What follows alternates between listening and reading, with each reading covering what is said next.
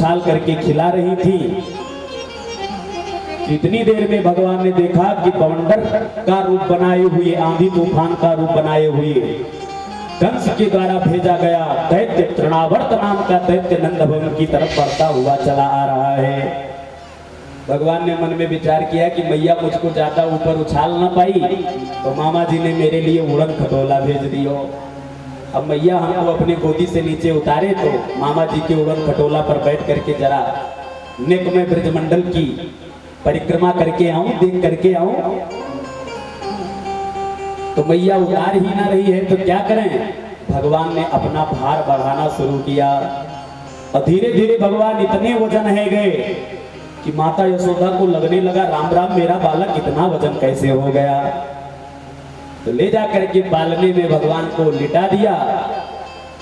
भगवान मुस्कुराए तो माता यशोदा को माया ने ग्रस लिया, माया के बस में हो गई माता यशोदा। मन में विचार आया राम राम इतनी देर से जो मैं अपना स्तनपान कराए रही हूँ, लगता है मेरे लाला ने ज्यादा दूध पी लियो या नाते या इतना वजन है गयो। अच्छा एक बात बताओ, क्या दूध पीने से बालक का वजन बढ़ता है? लेकिन ये सब ही नचावत राम गोसाई। भगवान की माया इतनी प्रबल है, इतनी बलवती है कि भगवान की माया के साम्राज्य में त्रैलोक्य कठपुतली के समान नृत्य करता है। और मैया ने तुरंत कहा ठीक है लाला जरा खेल कूद करके अपने दूध को पचाओ, तब तक मैं घर का कार्य कर करके आती हूँ। मैया यशोदा अंदर घर के काम में जा करके व्यस्त है गई। तृणावर्त को अवसर मिला, दौड़ करके आया और भगवान को उठाया, अपने कंधे पर बिठाया और आकाश में लेकर के चला गया। भगवान तृणावर्त के कंधे पर बैठ करके ब्रजमंडल की सारी गलियों का निरूपण करने लगे। ये टेढ़ी गली है, ये चीटी गली है, ये प्रेम गली है। अरे अच्छा सारे गलियों का निरूपण क्यों कर रहे हैं? सारे गलियों का निरूपण इसलिए कर रहे हैं मानो भगवान कहना चाहते हैं कि भैया आगे चल करके मुझको या ब्रजमंडल में चोरी की लीला करनी है। और चोर वही निपुण होता है जिसको गली गली मोहल्ले मोहल्ले का ज्ञान हो। इसलिए भगवान तृणावर्त के कंधे पर बैठ करके ब्रजमंडल के सारे गलियों का निरूपण कर रहे हैं। लेकिन चारों तरफ घूमते घूमते तृणावर्त जब भगवान को लेकर के मथुरा की तरफ बढ़ने लगा, तब भगवान को लगा कि अब तो लीला करनी पड़ेगी।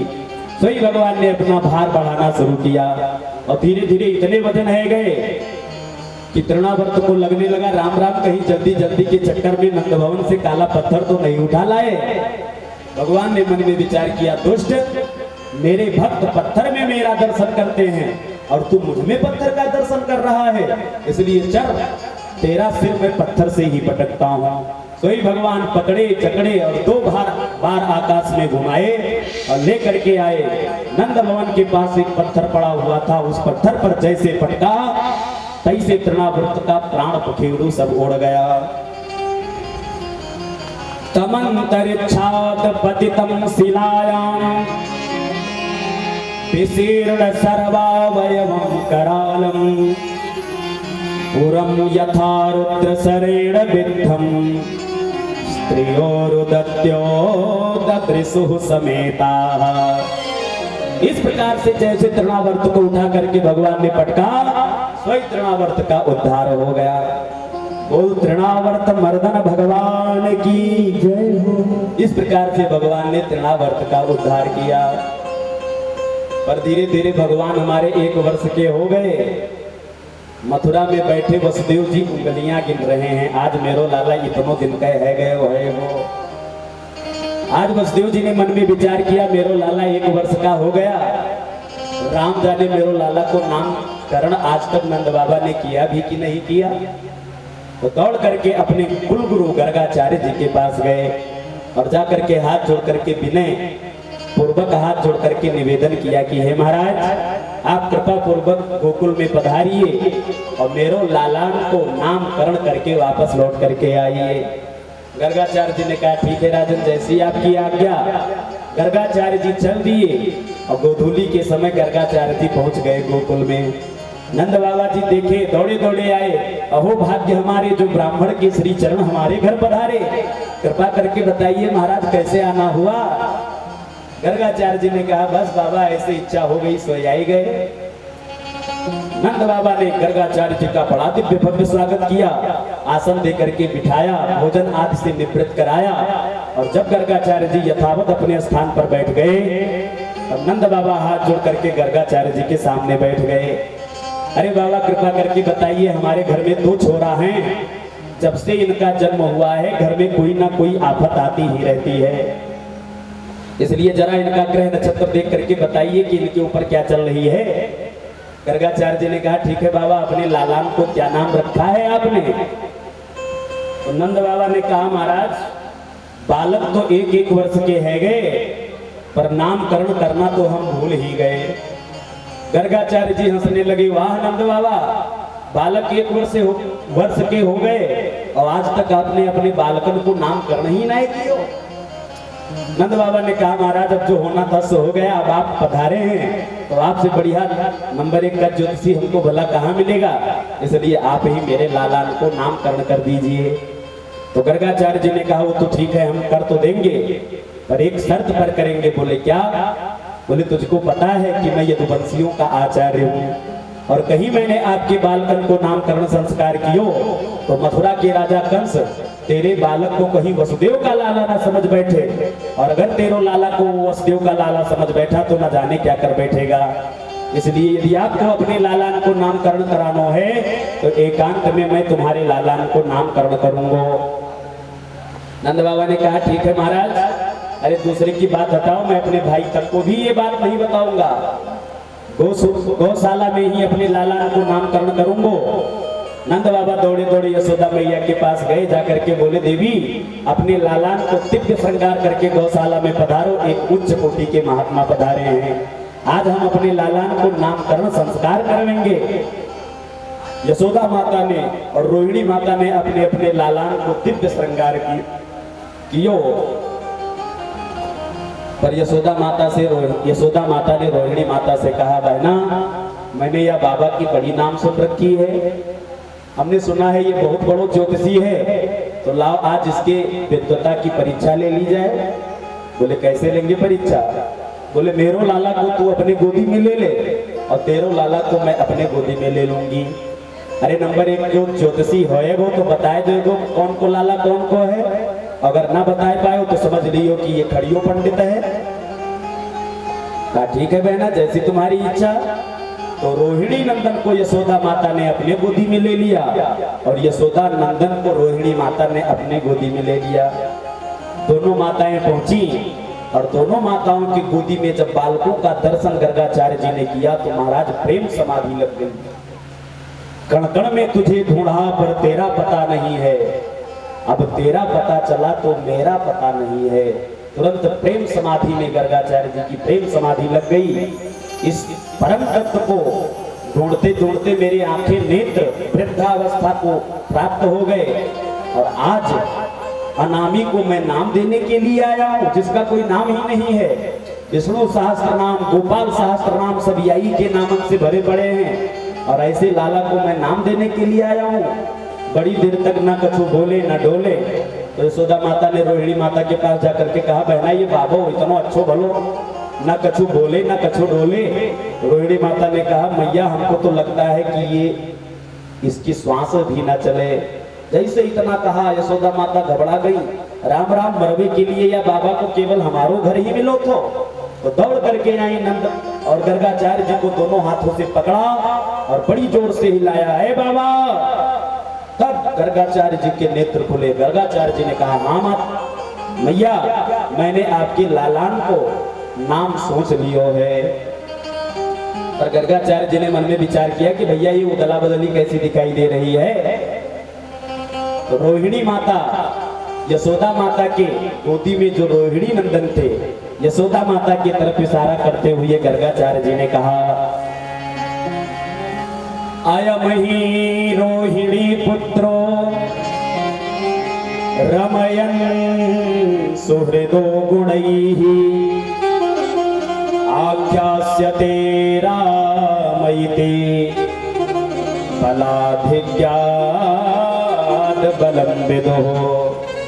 हे मैया आपके गोदी में जो बालक है ये निश्चित ही रोहिणी का पुत्र है। जैसे इतना कहा माता यशोदा ने कहा हाँ महाराज आप बिल्कुल ठीक पहचाने, पर हम दोनों बहनें आपस में कोई भेदभाव नहीं रखते हैं। चलो आप बताओ नाम क्या रखे हैं। गर्गाचार्य जी ने कहा आपके गोदी में जो बालक है इसका नाम हम रख रहे हैं राम, लेकिन बड़ा होकर के ये बहुत बलवान होएगा। बलाधिक्याद बलम विदुः, बड़ा बलवान निकलेगा, इसलिए इसका नाम एक होगा बल। और बल और राम को दोनों में एक में मिला दीजिए तो क्या हो गया, बलराम। मैया तेरो इस लाला को बहुत सारे लोग संकर्षण भी कहा करेंगे। संकर्षण को मतलब क्या हुए, बोले एक गर्भ से खींच करके इसको दूसरे गर्भ में पहुंचाया गया है। संकर्षण का आकर्षण करके इसको एक गर्भ से खींच करके दूसरे गर्भ में पहुंचाया गया है, इसलिए इसका नाम एक संकर्षण भी होएगा। बोले ठीक है अब मेरे छोटे लाला को नाम और रख दीजिए। गर्गाचार्य जी ने कहा अरे मैया इसके बारे में तो मत पूछ। बहूनि सन्ति नामानि रूपाणि च सुतस्य ते गुणकर्मानुरूपाणि तान्यहं वेद नो जनाः। अरे मैया तेरो ये लाला के नाम से विष्णु सहस्त्र नाम, गोपाल सहस्त्र नाम सब याय के नाम से भरे पड़े हैं। तेरो लाला को युग युग में जन्म होता रहता है, हर युग में ये जन्म लेता है। गर्गाचार्य जी कहने वाले थे कि तेरो लाला साक्षात नारायण। तब तक भगवान ने संकेत किया बाबा काहे को खोल पट्टी खोल रहे हो। सही गर्गाचार्य जी ने कहा नारायण समो गुणैः। अरे मैया तेरो लाला के अंदर साक्षात नारायण के समान गुण हैं। यशोदा माता ने कहा अच्छा ये सब तो ठीक है, पर बताओ नाम क्या रख रहे हो। तो गर्गाचार्य जी ने कहा देखो मैया तेरो लाला को नाम मैं कृष्ण रख रहा हूँ। तो कृष्ण को मतलब क्या हुए, बोले कर्षयत इत कृष्ण, जो बंसी बजा करके नयन मटका करके नृत्य दिखा करके इन प्रकार भक्तों को जो अपनी तरफ आकर्षित कर ले उसी का नाम है कृष्ण। आप लोगों ने मछुआरों को मछली फंसाते हुए देखा होगा, तो उसमें जो कील लगाते हैं सबसे आगे जिसमें खाद्य पदार्थ लगाते हैं उसका नाम है बंसी। क्या नाम है, बंसी। का के नीचे जो री लगी हुई है, इसी प्रकार से मछुआरे लोग के आगे जो खाद्य पदार्थ लगाते हैं वो रहता है। मछली समझ नहीं पाई, खाद्य पदार्थ को देख करके आकर के खाना चाहिए, तो क्या हुआ, बोले मछली जाल में फंस गई। और जैसे वो फंस जाती है तो तुरंत मछुआरा उसको खींच लेता है ऊपर। उसी प्रकार से भगवान भी बंसी बजा करके नयन भटका करके नृत्य दिखा करके इन प्रकार भक्तों को अपनी तरफ जो आकर्षित कर ले उसी का नाम है कृष्ण। माता यशोदा ने कहा ठीक है महाराज अब कृपा करके बताइए बड़ा होकर के मेरो लाला क्या करेगा। गर्गाचार्य जी ने कहा मैया सच सच बताऊं। हाँ बिल्कुल सच बताइए बाबा क्या करेगा मेरो लाला। गर्गाचार्य जी ने कहा मैया तेरो लाला बड़ा होकर के नंबर 1 का चोर बनेगा। माता यशोदा ने कहा अरे महाराज ये आप क्या बात कर रहे हैं, मेरे घर में क्या प्रकार की कमी है जो मेरो लाला बड़ा होकर के चोरी करेगा। अच्छा तो काय बात की चोरी करेगा। गर्गाचार्य जी ने कहा मैया एक चीज की चोरी करे तब तो बता दें। अरे ये चोर ही नहीं अभी तो चोरों का सरदार बनेगा। ब्रजे बसंतम नवनीत चौरम गोपांगनानां चदुकोल चौरम अनेक जन्मार्जित पाप चौरम चौराग्रगण्यम पुरुषम नमामि। अरे मैया ये बड़ा होकर के ब्रजवासियों के घर में जाकर के माखन मिश्री को चोरी करेगा और गोपियों के दुकूल का हरण करेगा, गोपियों के वस्त्रों को चीर को चुरा करके ये भागेगा।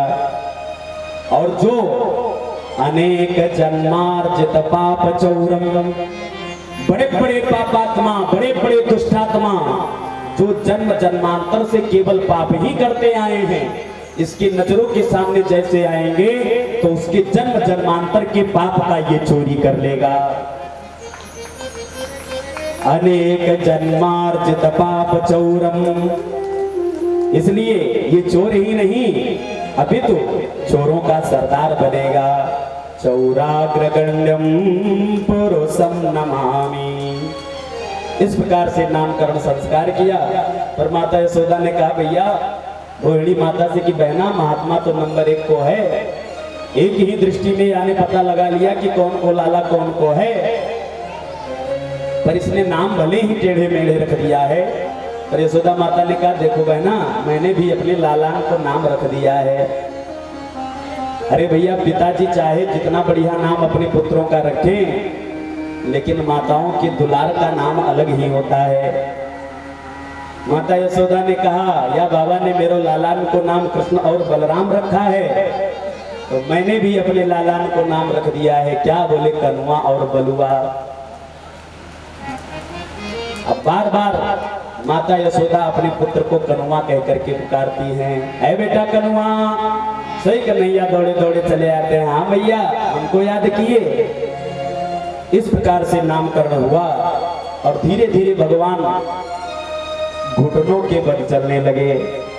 अब घुटनों के बल चल करके कभी कभी गौशाला में चले जाते हैं। अब गौशाला में जाकर के कहते हैं जब जब मेरे ऊपर कोई संकट आता है, मेरी मैया पंचगव्य से मुझको स्नान कराती है, तो लाओ आज अपने मन से ही पंचगव्य में स्नान कर ले।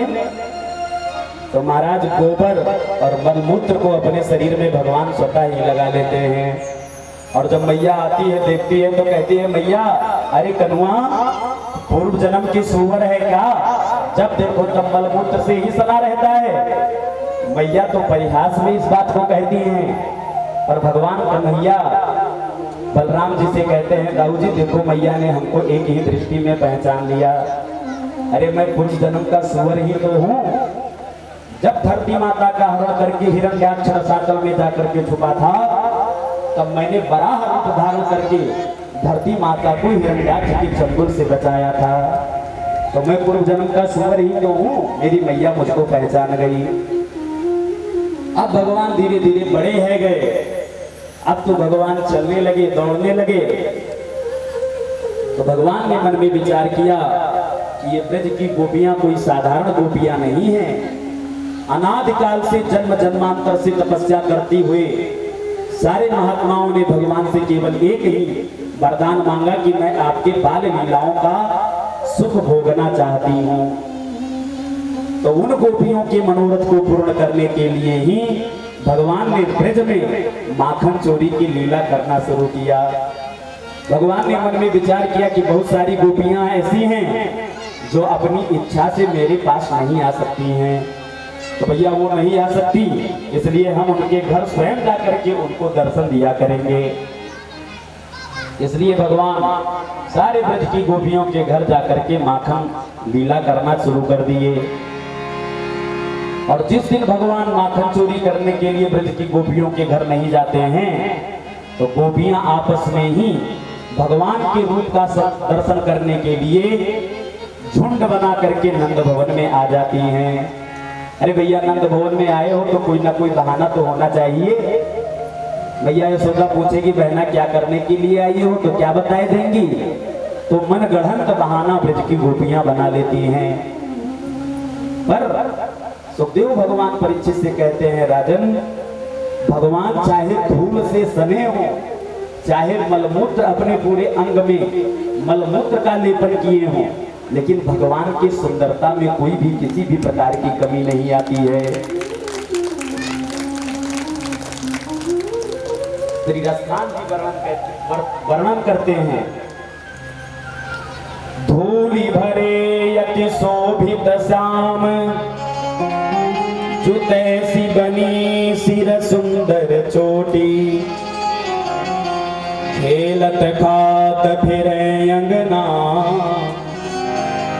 पग पैजनि बाजत पीर की चोटी, वाच विकोरस खान बिलोकत, वारत काम कला निज कोटि, खेलत खात फिरे काग के भाग बड़े सजनी, हरि हाथ सुले गयो माखन रोटी। भगवान की सुंदरता में कोई भी किसी भी प्रकार की कमी नहीं आती है। और भगवान के शरीर में जब धूल लगी हुई होती है, मलमूत्र से भगवान सने हुए होते हैं, तब तो रसकान जी कहते हैं कि भगवान केवल सुंदर ही नहीं लगते हैं, उस समय तो अति सुंदर लगते हैं। एक दिन भगवान अपने सारे मित्रों के पास आए, मधुमंगल श्री दामादिक मित्रों के पास आए और मित्रों के पास आकर के कहते हैं, अरे भैया तुम सब इतने दुबले पतले क्यों हो? घर में गौ माता नहीं है क्या? गोरस नहीं है क्या? तो भगवान के मित्र कहते हैं, नाय लाला, घर में ना तो गैयों की कमी है ना गोरस की कमी है, तो फिर इतने दुबले पतले क्यों हो? बोले माँ क्या करें लाला, घर में जितना गोरस होता है, जितना मक्खन होता है, मेरी मैया ले जाकर के मथुरा में बेच आती है। अब मिल जाए, बच जाए तो खाने के लिए मिल जाए, और ना बचे तो कुछ ना मिले। भगवान ने कहा ये बिल्कुल गलत है।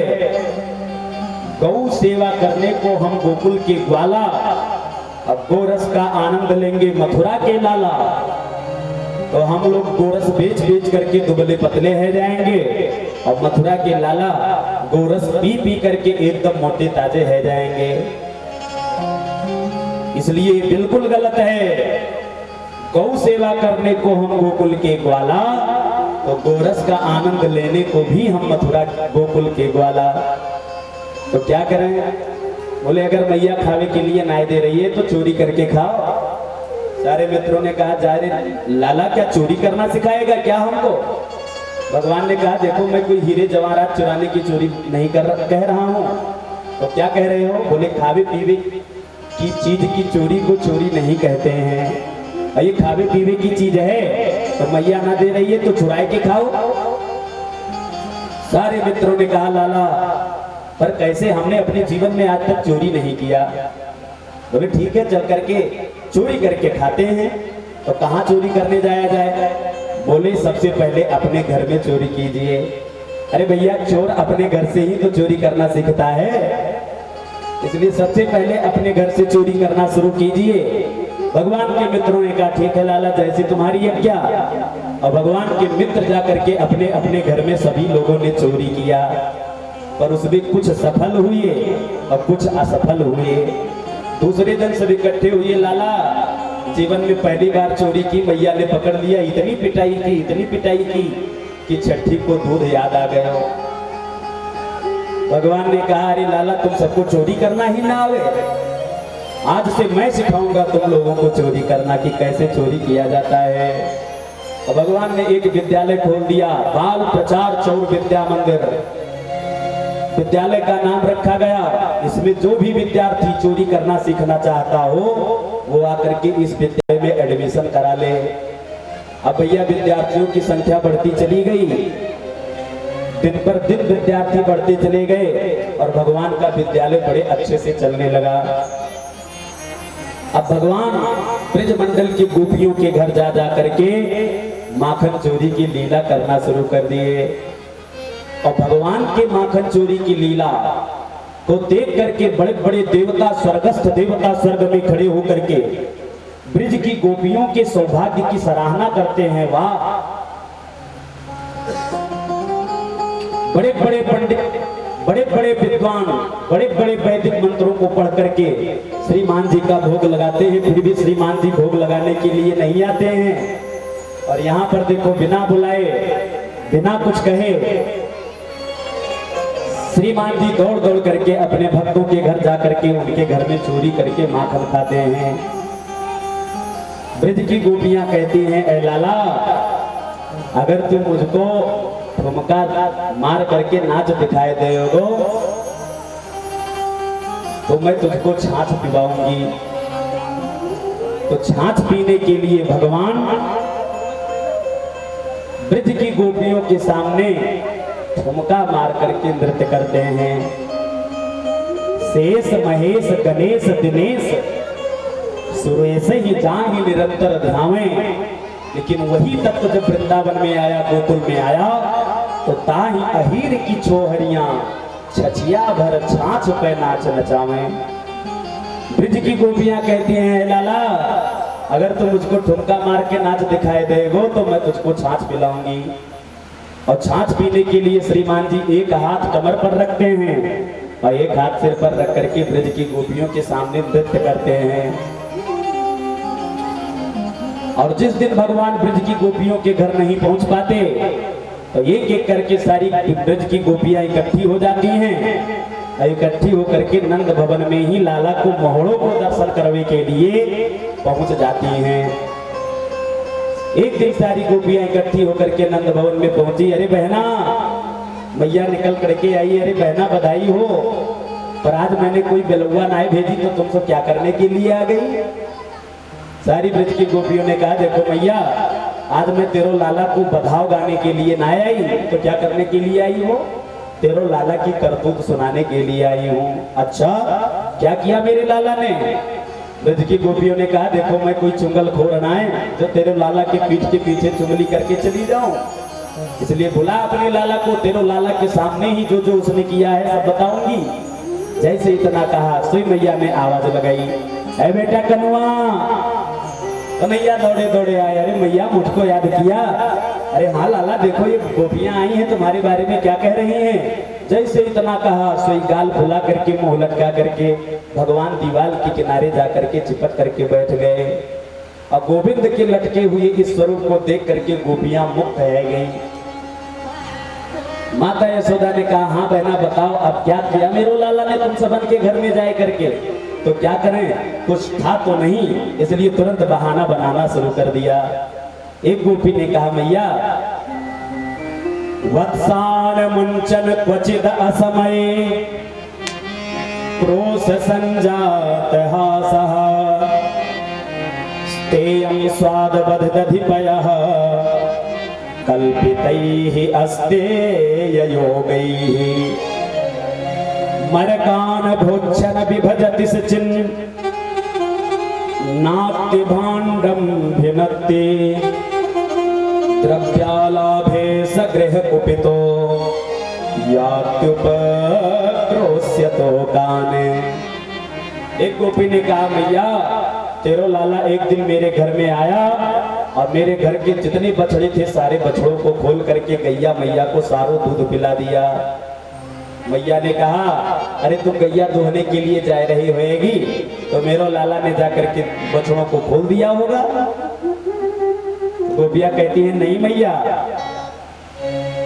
वत्सान मुंचन क्वचिद असमये, असमय में जिस समय गैया दुहने का कोई समय नहीं होता है उस समय तेरो लाला मेरे घर में जाता है और मेरे घर के सारे बछड़ों को खोल करके मेरे गैया मैया को सारो दूध पिला देता है। और एक दिन मैं गैया दुहने के लिए जा रही थी कि तेरो लाला मेरे घर के दरवाजे से होकर के निकला। मैंने कहा, ए लाला मेरे बछड़ों को खोल दियो। तो तुरंत नाराज होकर के घूम करके खड़ा हो गया और कहता है, देख गोपी मेरे घर में तेरे जैसे 9 लाख गैया हैं, मैं किसी के घर का नौकर थोड़ी ना हूँ। अगर तुझको नौकरी करनी है तो चल मेरे घर में, मैं तुझको नौकरी दे दूंगा। तो मैया अपने मन में जब आवे तब खोल करके बछड़ा दूध पिला देता है गैया मैया का, और जब मैं कहती हूँ तो ये क्रोध करता है। क्रोध संजात हासः, क्रोध करता है। जैसे इतना गोपी ने कहा, माता यशोदा ने अपने बेटे कन्हैया की तरफ देखा। सोई कन्हैया और भोली रूप बना करके मुंह लटका करके बैठ गए। पर दूसरी गोपी ने कहा, अरे मैया इतने नहीं और सुनिए, एक दिन तेरो लाला मेरे घर में आया तो ये माखन खाने लगा। मैंने कहा चलो माखन खावे पीवे की चीज है, खा लेने दो। तो पहले तो स्वयं खाया, जब इसका पेट भर गया तो तुझको पता नहीं है मैया, तेरो लाला की एक बहुत बड़ी मित्र मंडली है। इसने अपने सारे मित्रों को बुलाया। इनके मित्रों का जब पेट भर गया तो न जाने कौन सी नातेदारी रिश्तेदारी तेरो लाला की गोकुल के बंदरों से है जैसे इसने एक आवाज लगाई, बस जितने गोकुल के बंदर थे सब मेरे घर पर धावा बोल दिए। बंदरन के भी पेट भर गए माखन खा खा करके।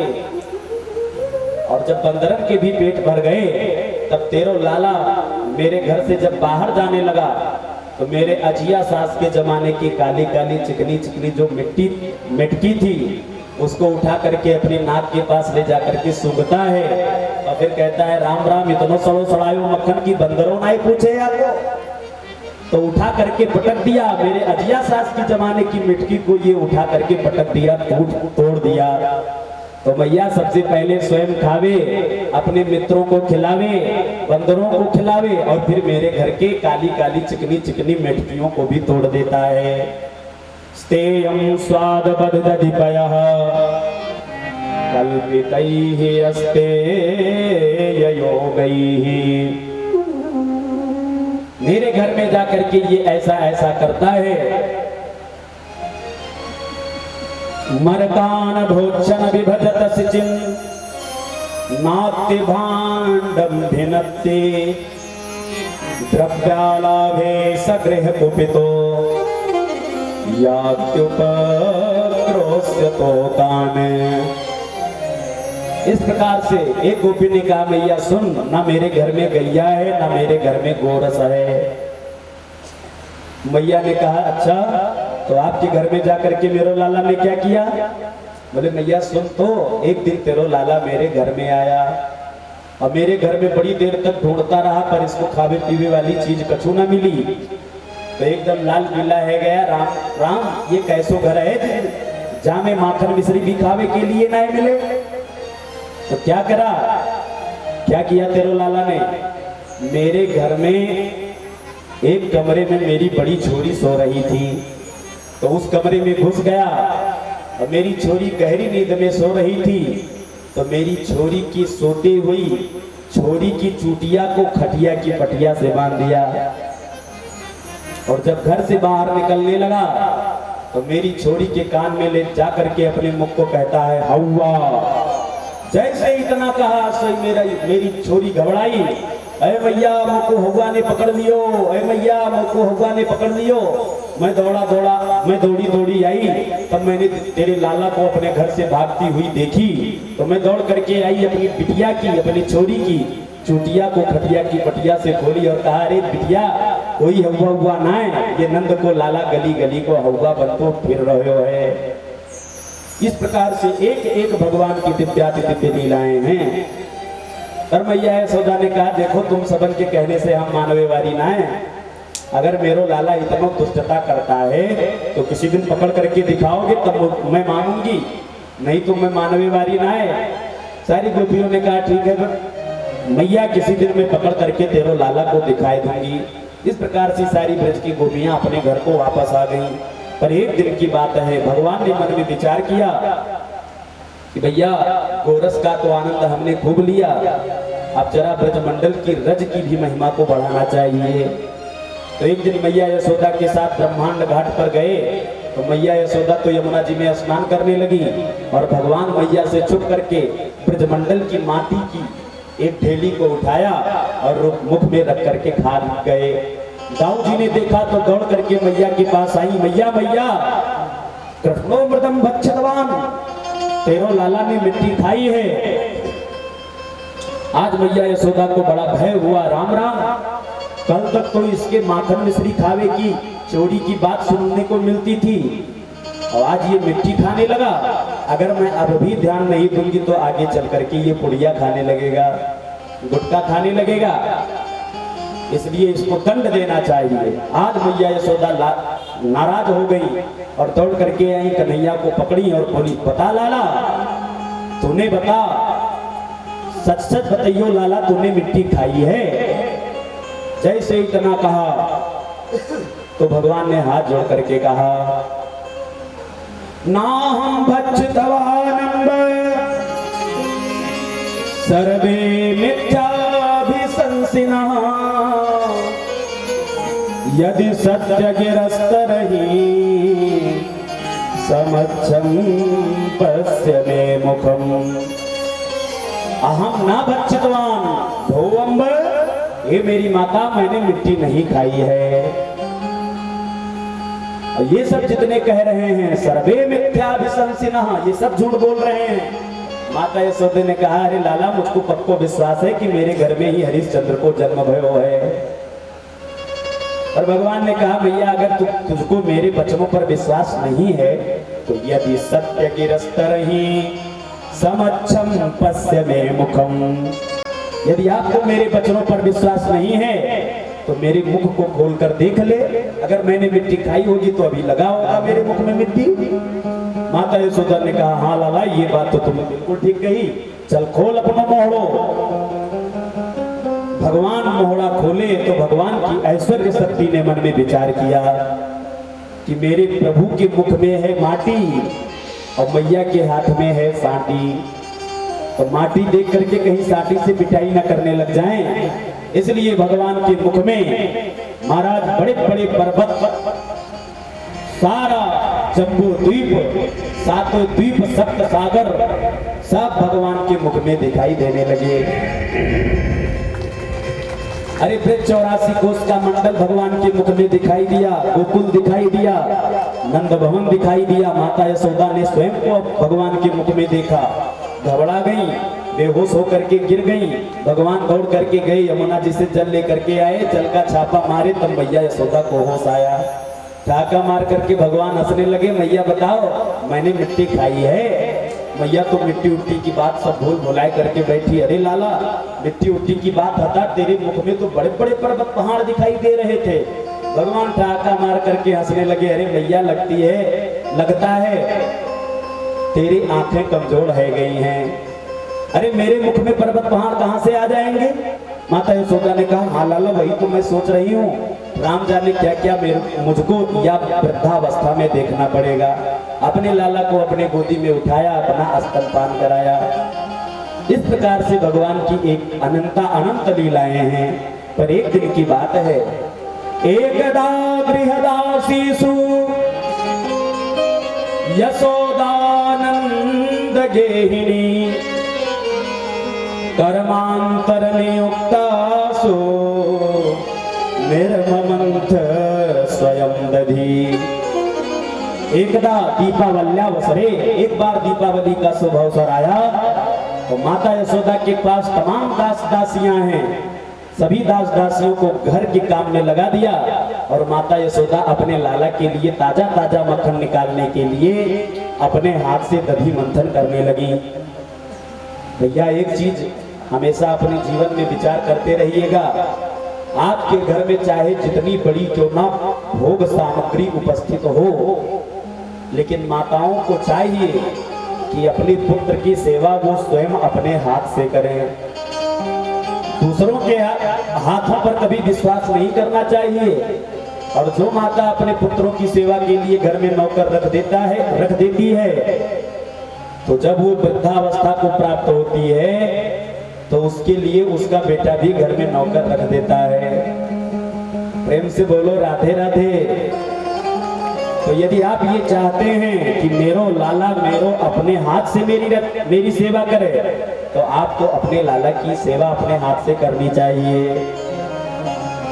घर में कोई प्रकार की कमी नहीं है, अनंत दास दासियां हैं, पर सभी दास दासियों को माता यशोदा ने गृह कार्य में लगा दिया और स्वयं अपने लाला के लिए ताजा ताजा मक्खन निकालने के लिए दधी मंथन करने लगी।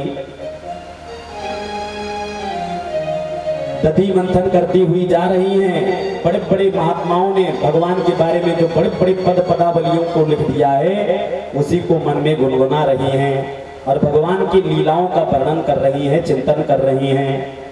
तो मनसा वाचा कर्मणा तीनों प्रकार से जब भक्त भगवान को याद करे तो भगवान ऐसे भक्त को छोड़ करके कैसे रह सकते हैं। भगवान के तुरंत आंख खुले और भगवान दौड़े दौड़े मैया के पास आए। मैया के पास आकर के बोले, मैया मोको बड़ी जोर की भूख लगी है। मैया यशोदा ने कहा, देखो लाला, ताजा मक्खन निकलने में तो अभी टाइम लगेगा, इसलिए आओ मेरा स्तनपान करो, दूध पियो। माता यशोदा ने तुरंत अपने लाला को अपनी गोदी में बिठाया, अपना स्तनपान कराना शुरू कर दिया। भगवान स्तनपान करते करते मैया से पूछने लगे, मैया एक बात बताओ। बोले क्या? बोले एक बात बताओ, तुझको सबसे ज्यादा दूध ज्यादा प्यारो लगे कि पूत ज्यादा प्यारो लगे? मैया यशोदा ने कहा, अरे दाढ़ी के, तुझको ये प्रश्न कैसे तुमने कर लिया? अरे तेरे सामने भला दूध की क्या महिमा है? भगवान प्रसन्न है गए, मेरी मैया मुझसे बड़ी प्रेम कर रही है। पर इतनी देर में माता यशोदा ने देखा कि दूध गर्म करने के लिए मैं चूल्हे पर रखाई थी बटलोही को, और वो दूध उबाल मार रहा है। तो तुरंत भगवान को अपनी गोदी से उतारी और नीचे बिठा दिया और दौड़ करके गई, दूध को चूल्हे से नीचे उतारने लगी। यानी यानी है गीतानी तदबाले चरतानि चा तद निर्मंथने काले स्मरन्ति तान्य गायत। जैसे इतना देखा भगवान ने तो आज भगवान को क्रोध आ गया। अभी तक कह रही थी मैया की दूध नहीं पूत ज्यादा प्यारो लगे, और दूध को देखते ही पूत की छुट्टी कर दी। तो आज भगवान कृष्णचंद्र क्रोधित हो गए। तो क्रोधित होकर के जो काली काली मटकियां थी, सारी मटकियों को तोड़ना फोड़ना शुरू कर दिया। अपने सारे मित्रों को बुलाया, आओ आज मेरे घर में भंडारा है, सभी लोग आकर के यहीं पर आज पाइए। भगवान के सारे मित्र आए, सारे बंदरों को बुलाया, उखल पर खड़े होकर के भगवान ने खूब माखन मिश्री की वर्षा की। जब ज्यादा टूटने फूटने की आवाज आई तो मैया यशोदा दौड़ी दौड़ी आई, और दौड़ करके आकर के मैया यशोदा ने देखा कि आज तो मेरे घर की ही सारी मिटकियों को मेरे लाला ने तोड़ दिया। तो आज मैया यशोदा लाल पीली है गई, और उठाया हाथ में सांटी और भगवान को खदेड़ना शुरू किया। भगवान मैया के भय से भागते हुए दिखाई दे रहे हैं। शुक्राचार्य जी महाराज परीक्षित से कह रहे हैं, राजन कर लो दर्शन, ऐसा भागता हुआ ब्रह्म तुमको कहीं दिखाई नहीं देगा। आज मैया के सांटी के भय से साक्षात नारायण, जिसकी इच्छा मात्र से इस सृष्टि का प्रलय होता है, जिसकी इच्छा मात्र से इस सृष्टि की संरचना होती है, जिसकी इच्छा मात्र से इस सृष्टि का पालन होता है, वो आज मैया की सांटी के भय से भाग रहा है। बड़ी देर तक भगवान भागते रहे। मैया यशोदा थक गई, एक वृक्ष के नीचे बैठ करके बोली, देखो लाला, अच्छो अच्छो मेरे हाथ में आ जाओ, नहीं तो बहुत मारूंगी। भगवान ने कहा, मैया तू मारेगी आए नाते तो मैं भाग रहा हूँ। मैया ने कहा, नाय लाला मैं तुमको क्या को मारूंगी? भगवान ने कहा, अच्छा तो मारेगी नाय तो इतनी लंबी चौड़ी सांटी क्यों ले रखी है हाथ में? मैया ने कहा, अरे लाला तुमको पता ना है बुढ़ापे में सबको सांटी लेनी पड़े, वाय नाते मैंने भी सांटी ले ली, और तुझको सांटी से डर लगे तो ले मैंने फेंक दी सांटी, फेंक दिया माता यशोदा ने सांटी। भगवान ने कहा, तो ठीक है मैया बताओ क्या करोगी मेरे साथ? मैया ने कहा, तो मेरी गोदी में आजा, मैं तेरी पूजा करूंगी। भगवान पूजा को मतलब समझ ना पाए, मैया यशोदा के पास आए। मैया यशोदा ने धम्म से जाकर के भगवान के हाथ को पकड़ा, लाला तू तो चल घर, आज तेरी ऐसी पूजा करूंगी, ऐसी पूजा करूंगी कि छठी को दूध याद आ जाएगा। जब ज्यादा डांटना शुरू किया तो भगवान रोना शुरू कर दिए। मिथ्या मिश्राश्रु, झूठा झूठे मूठे ही रोना भगवान ने शुरू कर दिया। बालकन को स्वभाव होवे, सबसे पहले तो गलती करते हैं और फिर मैया मारेगी या डर से पहले ही रोना शुरू कर देते हैं। तो ऐसे ही भगवान ने रोना शुरू किया। मैया ने मन में विचार किया कि मेरो लाला बहुत रो रहे हो है, अगर कहीं मैंने मार दिया तो ज्यादा डर जाएगा, लेकिन अगर मैंने दंड नहीं दिया तो ये बिल्कुल उद्दंड भी हो जाएगा। भाई बालकों को डांटना चाहिए, अनुशासन में रखना चाहिए, पर इतना भी नहीं मारना डांटना चाहिए कि आपके डर से वो घर द्वार का त्याग करके भाग कर जाएं, फिर बाद में आपको पर्चा छपवाना पड़े कि फला नाम का लड़का इतने दिन से गायब है। प्रेम से बोलो राधे राधे। तो मैया यशोदा ने मन में विचार किया कि भैया बालकों को ज्यादा डांटना नहीं चाहिए, पर अगर बिल्कुल नहीं डांटूंगी तो ये उद्दंड रह जाएगा। तो आज मैया यशोदा ने मन में विचार किया कि उखल पर खड़े होकर के इसने दधी मक्खन को लुटाया है, तो आज उखल से ही इसको मैं बांध दूंगी। और भगवान को लेकर के मैया यशोदा आई और घर की रस्सी उठा करके भगवान को उखल से बांधना शुरू किया। पर 2 अंगुल रस्सी कम पड़ जाती है। ये 2 अंगुल की कमी क्या है? ये 2 अंगुल की कमी है भक्तजन का परिश्रम, उद्यम और भगवान की कृपा। भक्त जब भगवान के लिए तड़पता है, तरसता है, प्रेमाश्रु का पात करता है, तब भगवान उसके ऊपर कृपा करते हैं, तभी ये 2 अंगुल की कमी पूरी हो जाती है। गाम मतलब होता है रस्सी और उदर का मतलब होता है पेट। पेट के ऊपर से रस्सी ले जा करके मैया यशोदा ने ऊखल से भगवान को बांधा है, इसलिए भगवान का एक नाम पड़ गया दामोदर। बोल दामोदर भगवान की जय हो। मैया यशोदा ऊखल में भगवान को बांध करके ब्रज की गोपियों के साथ यमुना जी में स्नान करने के लिए चली गई और भगवान ऊखल से नीचे कूद करके घुटनों के बल चलना शुरू कर दिए।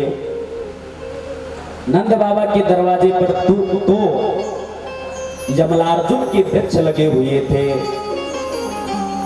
उन दोनों वृक्षों के बीच से होकर के भगवान निकले, ऊखल फंस गई, भगवान ने मारा झटका, वही दोनों वृक्ष धड़ाम से गिरे और उसमें से चतुर्भुज रूप में 2 महापुरुष प्रकट है गए।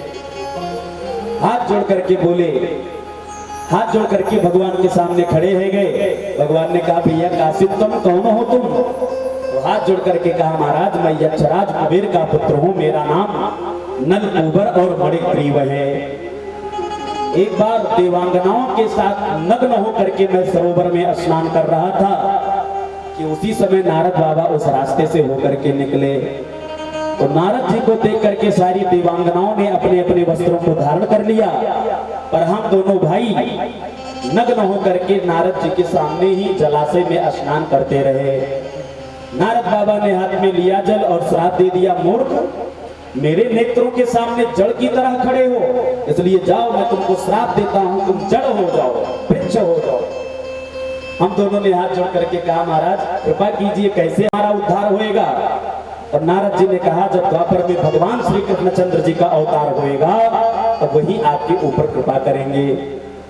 आज आपकी कृपा हमारे ऊपर हुई, अब हम अपने पिताजी के लोक को जा रहे हैं। हाथ जोड़ करके बड़ी प्यारी स्तुति की। पाणी गुणानुकथने भ्रमणौ कथायां हस्तौ च कर्मसु मनस्तव पादयोर्नः स्मृत्यां शिरस्तव निवास जगत् प्रणामे दृष्टिः सतां दर्शनेस्तु भवत्तनूनाम्।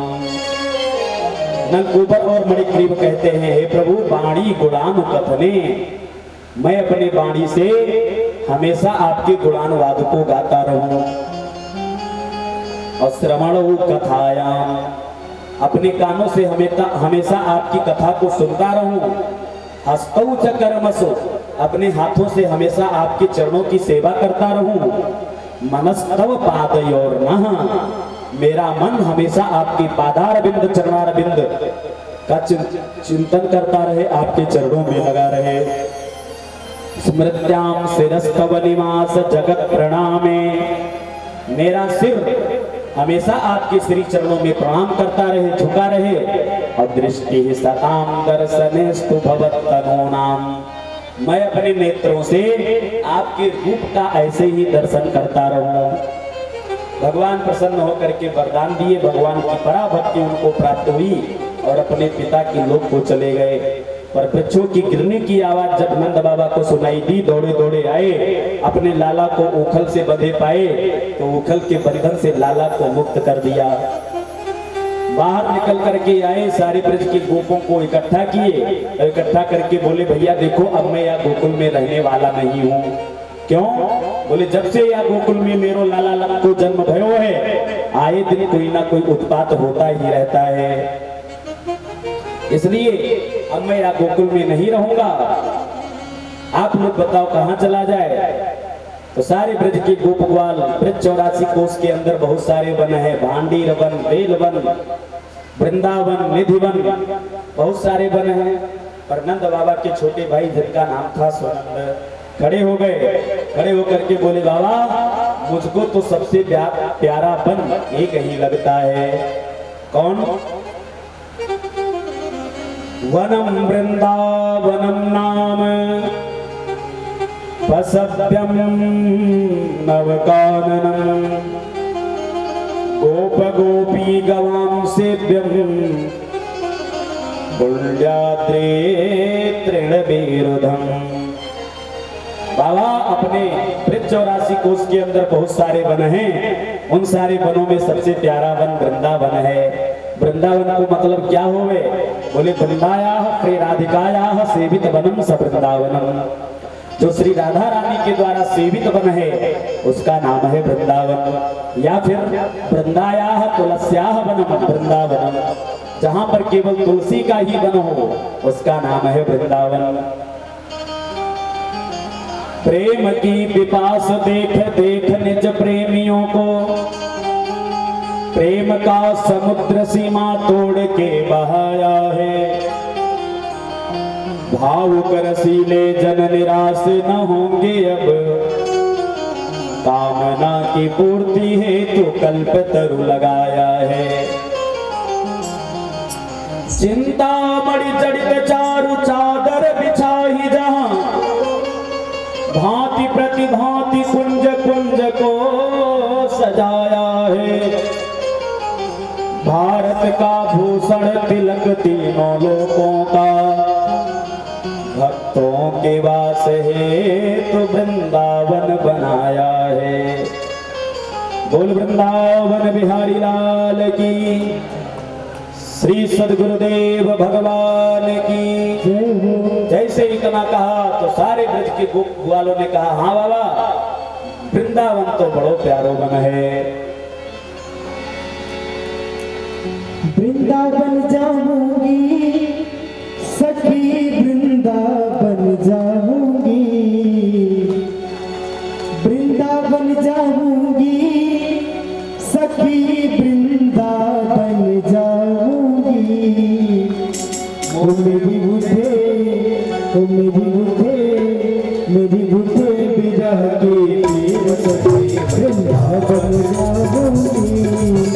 मेरी बुद्धे विरह के तीर सखी, वृंदावन जाऊंगी, वृंदावन जाऊंगी सखी, वृंदावन जाऊंगी, वृंदावन जाऊंगी सखी, ना लौट के आऊंगी। ओ मेरी बुद्धे, ओ मेरी बुद्धे, मेरी बुद्धे विरह के तीर सखी, वृंदावन जाऊंगी। मेरी बुद्धे विरह के तीर सखी, वृंदावन जाऊंगी।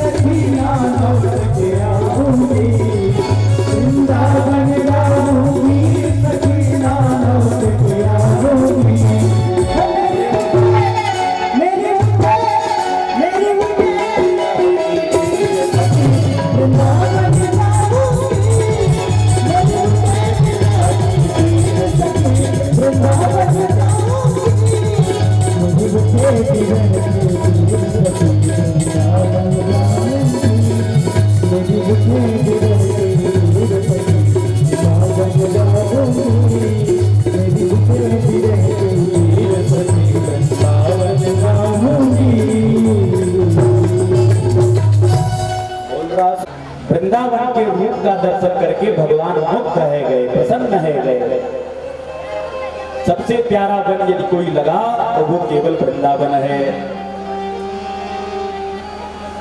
वृंदावन में गोवर्धन भगवान का दर्शन और कलकल कल्लोल करती हुई माता कालिंदी का जब दर्शन भगवान ने किया तो श्री राम माधव योर नृप, राम और माधव दोनों बड़े प्रसन्न हुए। कन्हैया दौड़े दौड़े मैया के पास आए, मैया मैया मैं या वृंदावन में गैया चराऊंगा। मैया ने कहा देख लाला अभी तू छोटा है, मैं बड़ा हो जाओ फिर गैया तो तुझको चराना ही है। गोप के घर में, ग्वाले के घर में जो तुम्हारा जन्म हुआ है, इस नाते गैया तो तुझको चराना ही पड़ेगा। लेकिन अभी मैं छोटा है, मैं बड़ा हो जाए फिर गैया चराना। मैया ने कहना नहीं माना तो कन्हैया मुंह खुला करके, गाल लटका करके जा करके एक कोने में बैठ गए। मैया को लगा कि भैया मेरे लाला को गैया चरावे की ज्यादा इच्छा है रही है, तो मैया ने कहा देखो लाला गैया बाद में चराइयो, पहले छोटे छोटे बछड़ों को चराने का अभ्यास करो। भगवान प्रसन्न है गए, ठीक है भैया मैं छोटे छोटे बछड़ों को चराऊंगा। और भगवान छोटे छोटे बछड़ों को चराना शुरू कर दिए। एक दिन भगवान बछड़ा चराने के लिए यमुना जी के किनारे घूम रहे थे। ये बकासुर नाम का दैत्य बगुले का रूप बना करके आया और भगवान को जैसे अकेला पाया तो तुरंत अपने मुखद्वार से भगवान को उदर में लीन कर लिया, निगल गया भगवान को। भगवान के मित्रों ने जब देखा तो सारे भगवान के मित्र घबराए, मन में विचार करने लगे ये कौन सा असुर है जो भगवान को ही खा गया, मेरे कन्हैया को ही खा गया, क्या करें। भगवान बकासुर के उदर के अंदर जाकर के अपने शरीर को जलाना शुरू किया और धीरे धीरे इतना जलाया कि बकासुर को लगा कि जैसे मैंने अग्नि का ही पान कर लिया हो। तो जिस मुखद्वार से भगवान को निकला था उसी मुखद्वार से भगवान को बाहर कर दिया। और भगवान जैसे बाहर निकले तो दौड़ करके गए और बकासुर के चोंच को पकड़ करके बीचों बीच से दो भागों में विभाजित कर दिया और बकासुर नाम के दैत्य का प्रभु ने उद्धार कर दिया। बोल बकासुर मर्दन भगवान की जय हो। ये पूतना का भाई है बकासुर, इसका प्रभु ने उद्धार कर दिया। पर एक दिन बछड़ों का रूप बना करके भगवान के बछड़ों में आकर के एक धेनुकासुर नाम का दैत्य मिल गया। भगवान पहचान गए, दौड़ते दौड़ते आए और धेनुकासुर के पैरों को पकड़ा, दो बार आकाश में घुमा करके जैसे पटका सोई धेनुकासुर का उद्धार हो गया। बोल धेनुकासुर मर्दन भगवान की। इस प्रकार से प्रभु ने धेनुकासुर का उद्धार किया। और एक दिन की बात है, भगवान बछड़ा चराने के लिए गोवर्धन पर गए हुए थे कि वहां पर एक अघासुर नाम का दैत्य बहुत बड़े सर्प का रूप बना करके, अजगर का रूप बना करके अपनी जिह्वा को धरती से सटा करके अपनी श्वास गति को अवरुद्ध करके रोक करके बैठ गया। भगवान के मित्र पहचान नहीं पाए, दौड़े दौड़े आए, भैया इतने दिन है गए वृंदावन में आए हुए, पर ये सर्पाकार की गुफा आज मैं पहली बार देख रहा हूँ। भगवान के सारे मित्र अघासुर के मुख में घुस गए और भगवान को एक ही दृष्टि में पहचान गए कि ये कौन है। पर भगवान के मित्र जब घुस गए तो भगवान ने मन में विचार किया कि भैया अपने मित्रों की रक्षा करने के लिए हमको अघासुर के मुख में जाना पड़ेगा। क्योंकि श्रीमद् वाल्मीकि रामायण में भगवान कहते हैं सकृतेव प्रपन्नाय तवास्मि भरतर्षभ अभयं सर्वभूतेभ्यो तदा मे तद्व्रतं मम। वाल्मीकि रामायण में भगवान कहते हैं जो प्रपन्न होकर के मेरी शरण में आ जाता है, शरणागति ग्रहण कर लेता है, तो उसके जीवन की सारी जिम्मेदारी मैं अपने हाथ में ले लेता हूं। आज भगवान ने मन में विचार किया कि मेरे मित्र इस अघासुर को पहचान नहीं पाए, हम तो पहचान ही गए हैं। लेकिन मेरे मित्र इसके अंदर घुस गए हैं, तो इनकी रक्षा करने के लिए हमको अघासुर के मुख में जाना पड़ेगा। भगवान अघासुर के मुख में जैसे प्रवेश किए तो तुरंत अघासुर ने अपने मोहरे को बंद कर लिया। अघासुर के विष के प्रभाव से भगवान के जितने मित्र थे सब मरणासन्न रह गए। भगवान बड़ी देर तक लीला करते रहे, फिर भगवान ने अपना आकार बढ़ाना शुरू किया और अघासुर के मुख को 2 भागों में विभाजित कर दिया और इस प्रकार से प्रभु ने अघासुर का उद्धार कर दिया। बोल कृष्ण कन्हैया लाल की। और पुनः भगवान ने अमृतमय दृष्टि से अपने मित्रों की तरफ देखा तो भगवान के जितने मित्र थे सारे मित्र उठ उठ करके खड़े हो गए। भगवान के मित्र आए, कन्हैया को चारों तरफ से घेर लिया। अरे लाला, खूब बचाया तुमने, अगर आज तुम ना होती तो ये इतना बड़ा दैत्य हम सबका नाश्ता कर गया था, क्या करें। भगवान ने कहा ये सब तो ठीक है, पर मोको बड़ी जोर की भूख लगी है, इसलिए चलो कलेवा करते हैं। भगवान सारे मित्रों को साथ में लेकर के यमुना जी के किनारे आए।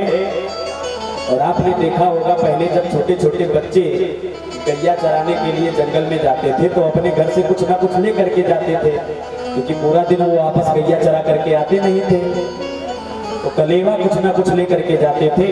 उसी प्रकार भगवान जब सुबह गोचारण के लिए निकलते हैं वृंदारण्य से तो घर से कुछ ना कुछ कलेवा भगवान के मित्र लेकर के आते हैं। और भगवान के मित्रों ने जो कलेवा लेकर के आते हैं सब भगवान को खिलाते हैं। आज भगवान काल यमुना जी के तट पर पहुंचे और भगवान के जितने मित्र थे सब अपने घर से जो जो कलेवा लेकर के आए थे सब खोल करके भगवान को खिलाने लगे। और भगवान सारे अपने मित्रों का जूठा मीठा खा रहे हैं। और जब भगवान को जूठा मीठा खाते हुए ब्रह्मा जी ने देखा तो धाता अपि विस्मितः।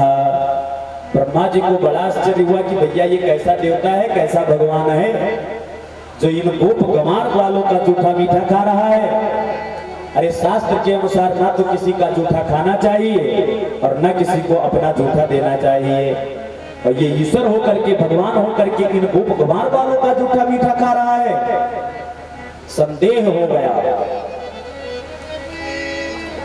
बिभ्रद वेणुं जठर पटयोः शृंगवेत्रे चकच्छे वामे पाणोऽसृजकवलं तत्फलानिङ्गुलेषु